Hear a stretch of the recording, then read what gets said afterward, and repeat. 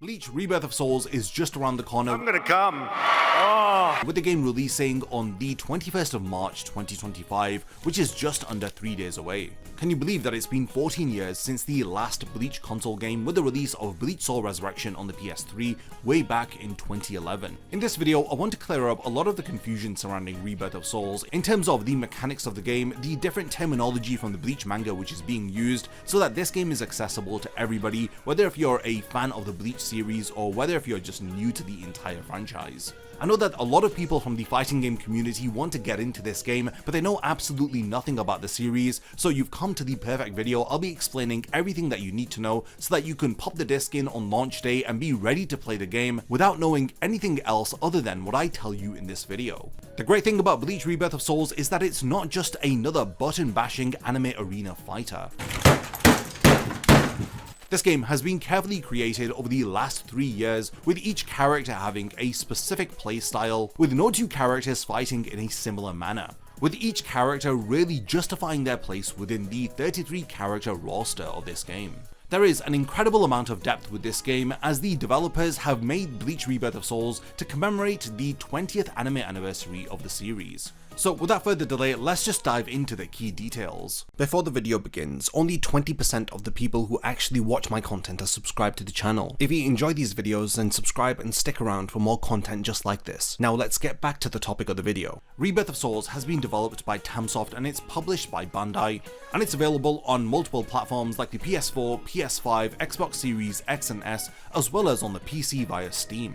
In terms of the story, it follows Ichigo's journey from the Substitute Shinigami arc all the way up until the Arrancar arc. Now this is about 2/3 of the Bleach manga. There is the Fullbring arc and the 1000 Year Blood War arc which isn't told within this game, but fans are hopeful that via DLC we may get those story arcs included in the future. We already know that the first DLC pack for this game is going to feature 5 characters from the 1000 Year Blood War arc, which in my opinion is an excellent addition, especially considering that the 1000 Year Blood War arc anime is currently airing, with the 3rd core having just wrapped up, and the 4th and final part of the 1000 Year Blood War arc anime airing sometime later at the end of this year or maybe next year. Aside from the main story mode, which is taken straight out of the manga, there is also something called Secret Story Mode, which lets you play the most iconic moments of the Bleach story, but via the perspective of other characters. So if you've wondered what Byakuya was doing while Ichigo was training to battle him and acquiring his Bankai, then you can find out via Secret Story Mode. Or what Grimmjow was doing in between his different encounters with Ichigo during the Arrancar arc.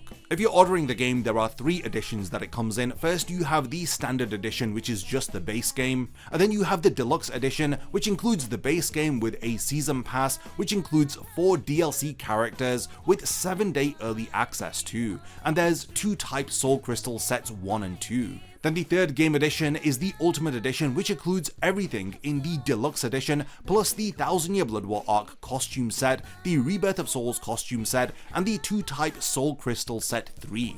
Now, if you order before the 21st of March, then you'll get the pre-order bonus of the 1000 Year Blood War arc costumes for Hitsugaya as well as Yoruichi as a bonus. The Ultimate Edition, like I said, has some additional 1000 Year Blood War arc costumes.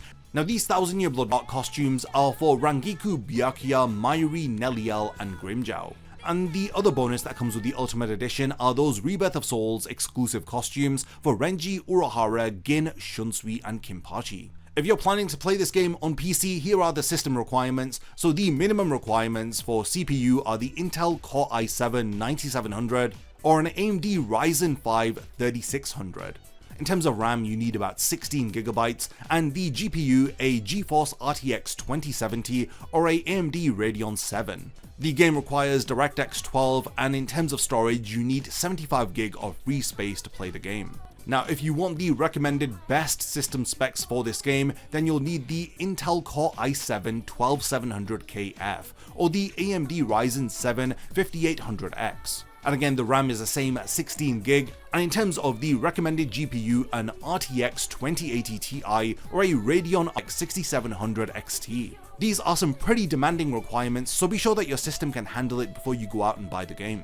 When it comes to the roster of Rebirth of Souls, there are 33 playable characters with the base game, and they span across the different portions of the Bleach story. Each character has their own unique playstyle. Now the only thing that I do want to mention is that Ichigo does have 3 versions of his character in this game. So you have Ichigo with his Shikai, his Bankai, and his final Getsuga Tensho or Dangai version. There are also some really impressive fan favorite character additions like Urahara, Aizen, Yoruichi, Grimmjow, Kenpachi, Ukiura. I do have a separate video on the channel where I cover all 33 characters that feature within this game. I talk about their different movesets, abilities, and ultimate attacks, as well as their transformations, so do go out and check that video after this one. Hopefully that video will help you to better understand how each character plays and which character you'll want to main when the game releases. There are several different offline game modes with this game. Like I mentioned, there's the story mode, which takes you from the Substitute Shinigami arc all the way up until the end of the Arrancar arc, and they have very detailed animated cutscenes, and they really do tell the Bleach story in a detailed manner, which will take about 50 hours to complete if you're watching all of the cutscenes. In terms of the secret story mode, like I've mentioned, you get to experience the Bleach story via the perspective of other characters. Then you have battle mode, which allows you to put your skills to the test against players locally, and then mission mode, where you hone your combat skills through a variety of challenging situations with different difficulty levels. Now this game does also have an online mode, which I'll talk about more in detail later in the video. Now let's get into the battle system which features within this game, because there's quite a lot to talk about. A lot of people are confused with the terminology and with the way that this game works. But I can reassure you that things are very simple, so stick with me here. So I'll first break down all of the different terms. First we have Konpaku. Now think of these as lives or stocks like in Super Smash Bros. So each character begins the fight with 9 Konpaku or lives, and your mission is to destroy all of your opponent's Konpaku in order to claim victory. The next term that you need to know is Reishi, so this is your health bar. It represents the spirit particles which make up your being. So once your Reishi is depleted, you're in danger because your opponent can land devastating finishing moves which will deplete your Konpaku. So the aim of the game is to prevent your Reishi from dropping too low, because then your Konpaku or lives are going to be vulnerable to attack, and the first one to lose their 9 loses. The next term that's being used heavily within the trailers is Kikon move. Now these are spectacular finishing moves that the characters have, so think of them as an ultimate attack for each of the characters. So if your opponent's Reishi is below 30%, you can fire off a Kikon move which will destroy multiple Konpaku or lives at the same time. Anybody who's played this game has reassured me that there is nothing more satisfying than landing a proper Kikon move in order to turn the tide of a battle and to wipe out multiple Konpaku at the same time. Now when it comes to the power system of Bleach, you guys may be thinking that it's just Dragon Ball with swords. But these characters wield these swords which are called Zanpakuto, and they follow the battle system called Zanken Soki. This is an umbrella term which encompasses the different combat arts that the Shinigami use. So you have Zanjutsu, which is swordsmanship, something that a character like Kenpachi specializes in. Then you have the combat style of Hakuda, which is hand-to-hand combat, which is something that Yoruichi specializes in. You have Hoho, which is high-speed movement, so flash step, so individuals like Byakuya, Yoruichi, and Soifon specialize in fast movement. And then you have Kido, which is your spirit spells, so individuals like Urahara and Aizen really excel in this combat art. These 4 aspects of the Shinigami combat art, each of the characters within Bleach balance these 4 different combat arts in different ways, just depending upon their strengths which they have displayed within the anime and the manga. But as you'll play with each of the characters, you'll see that somebody is better at swordsmanship, somebody else is better at hand-to-hand combat, and another person is better at casting spells. Now the core combat system of Bleach Rebirth of Souls is centered around this rock, paper, scissors approach. So this is a 3-way deadlock system which people from the fighting game community will be familiar with. This 3-part system involves attacking so you can be offensive to slash your opponent's health, deplete it so you can be fast, direct, and satisfying with your playstyle, or you can break, and these techniques shatter defenses, like Kenpachi breaking through, well, anything, because he can cut through anything. Now the 3rd part of this battle system is guard, of course. Now this is the defensive stance which will block all incoming attacks. But again, like I just mentioned, just like in the anime, guards can be broken, and this will leave you vulnerable to successive attacks. With this rock, paper, scissors combat system, you're not just randomly button bashing, there's a bit of a strategic dance here, as you're mastering when to attack, when to guard, and when to break. And it's critical to do this so that you don't receive damage in return. So it is critical to be aware of your timing so that you're not punished by your opponent. This combat system is super exciting. It will require you to read your opponent, anticipate their moves, and then you can control the flow of the fight. Now, when you'll get into the fight, you'll see that the HUD menu may be a little bit overwhelming, but I'll break down each of the meters and gauges that you'll see when you begin a fight in this game. So right at the very top, you'll see the Konpaku meter. So these are those 9 little symbols at the top, and these represent your lives for each of the characters. If you lose all 9 of these lives, then you're done. Then you have the Rising Spirit gauge, which is at the left of the character. Now this is your power up meter, which fills up as you fight. Think of it like the getting stronger mid-fight moment, which occurs within Bleach. And the Rising Spirit gauge has 3 exciting levels. So you have Evolution. This is the initial stage which lets you awaken your character, like Ichigo activating his Bankai, or Grimmjow releasing his Resurrection. Then you have Sublimation, so after you've awakened, your power grows even further, like when Ichigo's Hollow Mask stabilizes. Now this is exclusive for characters who have a second transformation called a Reawakening. So these are characters like Ukiura, who has the Segunda Etapa, or Bankai Ichigo, who can transform into his full Hollow Vastolore form. These spirit dives can easily allow you to turn the tide of battle, which is what this game is all about. So next up we have the Reishi meter, which is at the top center. This is your health bar. So as it gets low, it turns red, and that's when you're in serious danger of losing your lives or your Konpaku. Right below your Reishi meter, you have your guard gauge. So the guard gauge depletes as you attack, and when it's fully empty, then you're left vulnerable as you can no longer defend against opponents. You'll be entering into a guard break state where you're completely vulnerable, so you'll have to be very careful with the guard gauge. So the combo meter will also appear when your attacks start to string. You'll start to see it increase as you chain together some devastating combinations. Then the next meter you need to know about is the spiritual pressure meter. So this is the yellow one in the bottom corner. This is your special move resource. The more of this meter that you have, the more spiritual based powers that you can unleash. Then last but not least, you have the reverse meter. Now this is your comeback resource and it's used for reversal actions. So this is a mechanic which you can implement when things get really dire, as it'll help you to turn the tide of battle. So yeah, upon initial inspection, these are 7 meters and gauges that you need to know. It may seem overwhelming, but watch through this video a couple of times. Once you even play through a few fights, then they'll be second nature to you. You'll know each one and how they're implemented and how they work. In terms of offensive options, each character has 5 choices that they can make. So you could do a quick attack, which is a fast strike which builds spiritual pressure quickly, or you can unleash a flash attack, which is a stronger attack which depletes more of the Reishi gauge and the guard gauge. So each character also has signature moves which are character specific techniques which don't deplete spiritual pressure. Then you have spiritual pressure moves which are powerful special moves which of course consume the spiritual pressure gauge.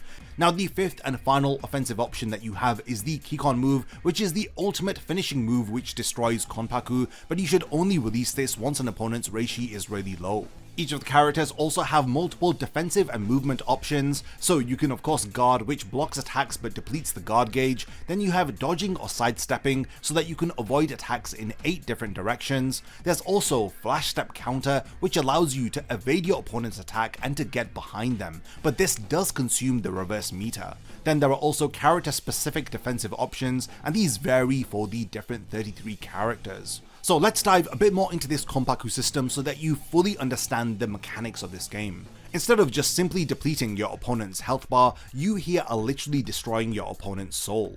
And you're doing it piece by piece. So I've said this multiple times in the video, you start with 9 Konpaku, which are your lives. So the aim is to deplete your opponent's Reishi, which is their health bar, by attacking them with combos and special moves.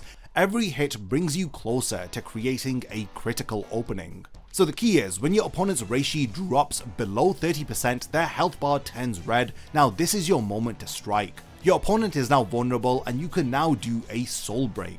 This is where an opponent's Reishi is fully emptied and they enter a soul break state. This is a moment of perfect vulnerability, as you can now unleash a Kikon move, and with this ultimate attack you're able to destroy multiple Konpaku with a single attack. Again, the aim is to destroy all of the Konpaku or lives to win. The system of this game is pretty clever with how it scales up damage. By default, a Kikon move will deplete 2 Konpaku, but this number increases through various different situations. So if there is a soul break accompanying the Kikon move, then you get an additional Konpaku which is depleted. If you launch a Kikon move in an awakened state, then you get an additional Konpaku which can be removed. If your Rising Spirit Gauge is at the sublimation state, then you are also given a +1 Konpaku, and then each character does have their own specific bonuses, so some fighters can break additional Konpaku, like Ichigo for example, who gets a +1 Konpaku with his reverse action.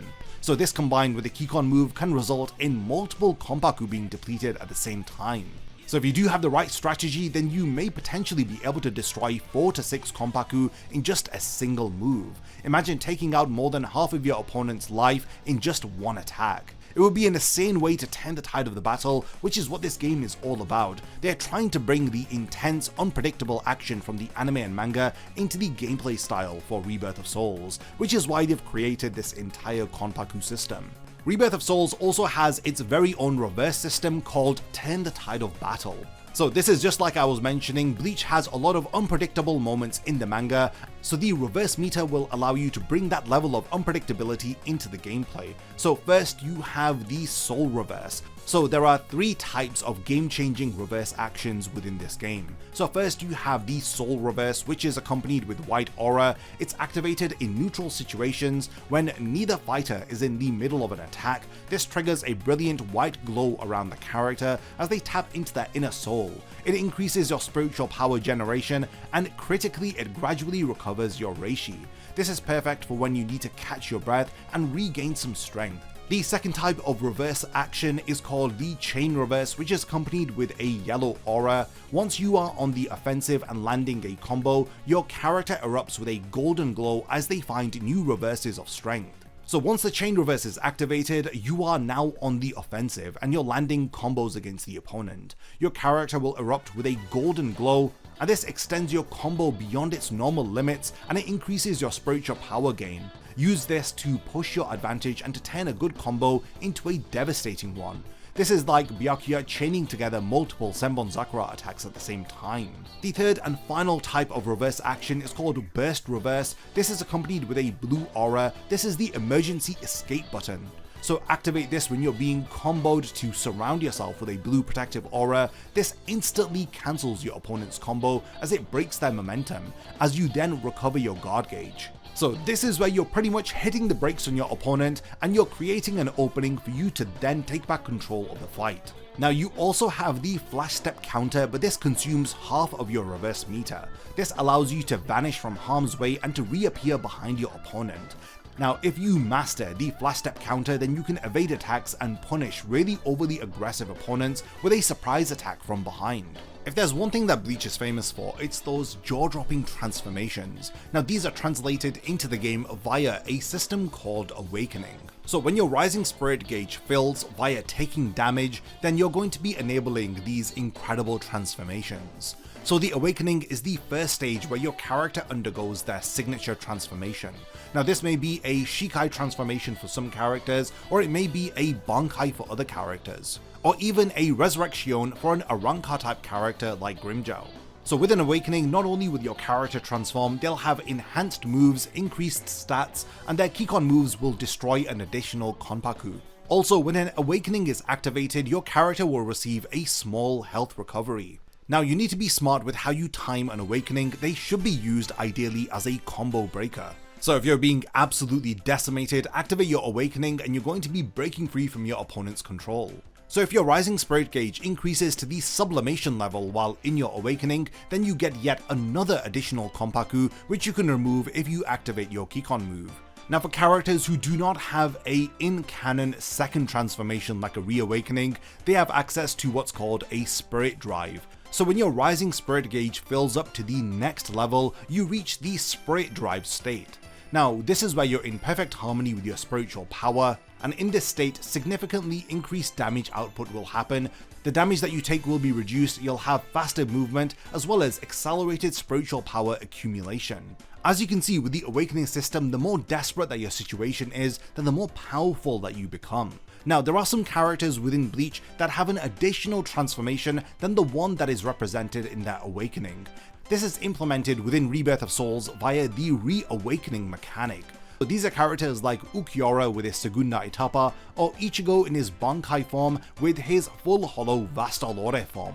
So these are special Reawakenings which occur instead of the Spirit Drive state. So this results in the character undergoing a second dramatic transformation, which is true to their character arcs within the manga.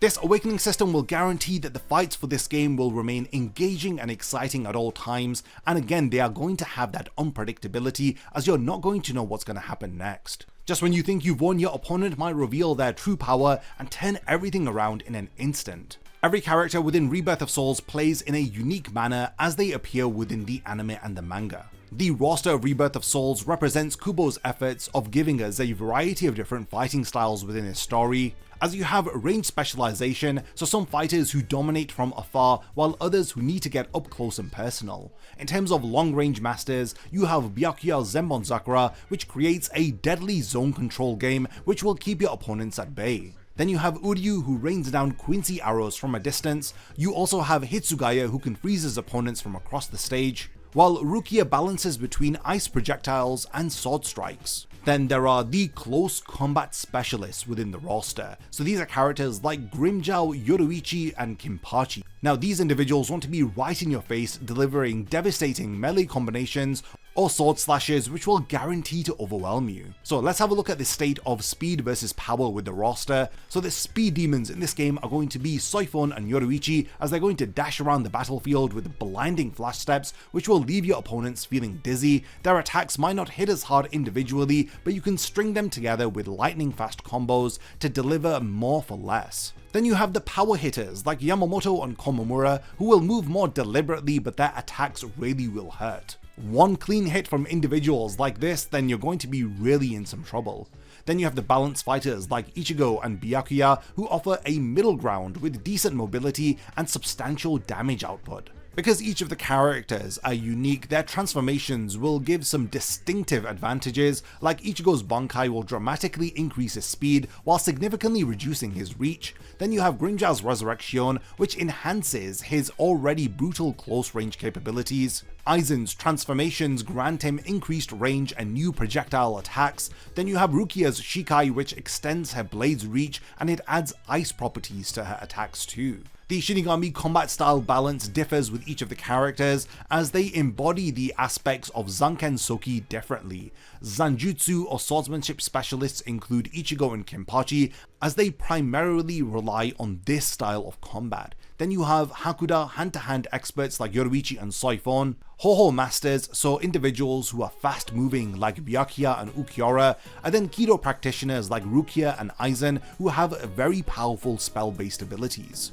In addition to all of this, there's this area of unique mechanics which each character has, like Mayuri can set traps across the battlefield, Gin is able to extend his blade in order to create some unique ranged opportunities, or even Ukiura's Segunda Etapa, which completely changes his moveset. If you're a fan of Bleach, then you're going to be able to appreciate every single detail that the developers have included within the game. It's clear that they've studied the source material and they've captured the essence of what makes Bleach such a great manga and anime. Again, if you don't know anything about Bleach, this game offers 33 unique characters who all play differently, and I don't think you need to know Bleach in order to enjoy Rebirth of Souls, as it offers plenty of fun, unique and engaging gameplay which will keep you at the edge of your seat even if you know nothing about Bleach. So when you get Bleach Rebirth of Souls, here are the first few things that I'd recommend that you guys do. So before you try to pull off those flashy 100 hit combos, I think you should first get comfortable with the rock paper scissors system of attack, break and guard. These are the fundamental mechanics which drive everything else within this game, so spend some time in training mode and get used to the rhythm of Rebirth of Souls. Then you need to pick your character that you're maining wisely, because each individual has their own strengths and weaknesses. If you want to pick a close range berserker like Konpaku, or if you want to be a methodical ranged fighter like Uryu, then you'll need to learn their optimal ranges and their attack patterns. If you're going to play as Coyote Stark, then keep your distance and punish with his Sero. If you're playing as Yoruichi, then you need to get close and personal and overwhelm your opponent with lightning fast combos. The training mode's character information provides invaluable insights into how each character plays and the different strengths and weaknesses that they have.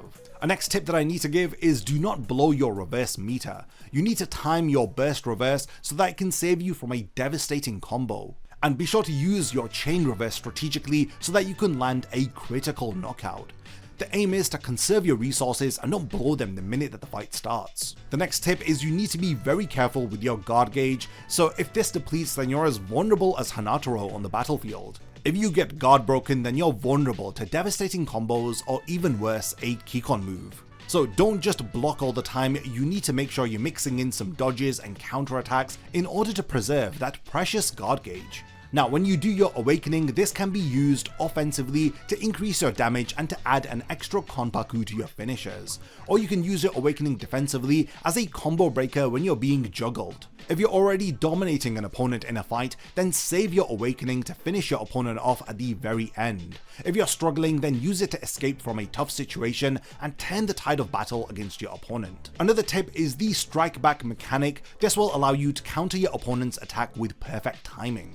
Strikebacks not only deal increased damage, but it extends the hit stun, giving you more time to follow up with another attack. This is essentially a deadly weapon with characters like Soifon, whose whole fighting style in the series revolves around precise counters. Another tip is to know the difference between quick attacks and flash attacks. So different situations will call for different approaches. Quick attacks build your spiritual pressure faster. This makes quick attacks perfect for the early game where you want access to special moves. Then flash attacks on the other hand deal more damage and they deplete the guard gauge faster, making them ideal when you're looking to break through defenses or to finish off a weakened opponent. My final tip that I have for you is to use your soul break opportunistically.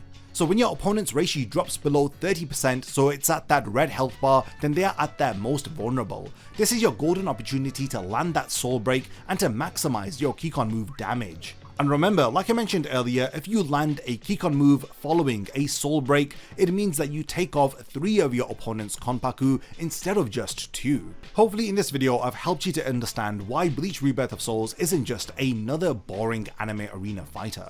It's a well-crafted game made by people who truly understand the source material. I don't think you need to be a BLEACH fan to have fun with this game. I think that it's great for fans of the fighting game community to come together with BLEACH fans, and I think that it really has the potential to be as great as a game like Dragon Ball FighterZ, which went beyond just the Dragon Ball community as it brought in so many different fans who knew not much about Dragon Ball just from the fighting game community. Hopefully this video has helped you to better understand the mechanics and the system of this game.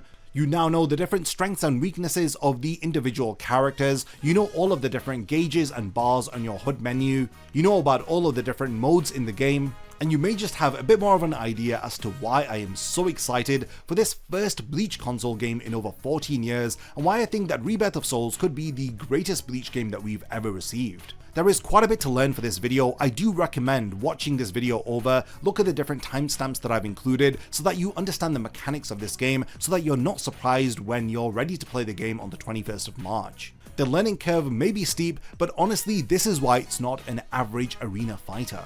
Whether if you want to play as a Shinigami, a Ranka, Quincy, or a Fullbringer, this game has all of the different options ready for you.